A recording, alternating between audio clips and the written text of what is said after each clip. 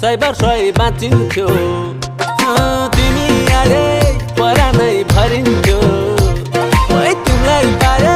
सय वर्षै बाँचिन्थ्यो ढाका टोपी रोइमा तिमीलाई पाउँदैन कि भनेर नि हौ सधैँ पर्छु कि रोइमा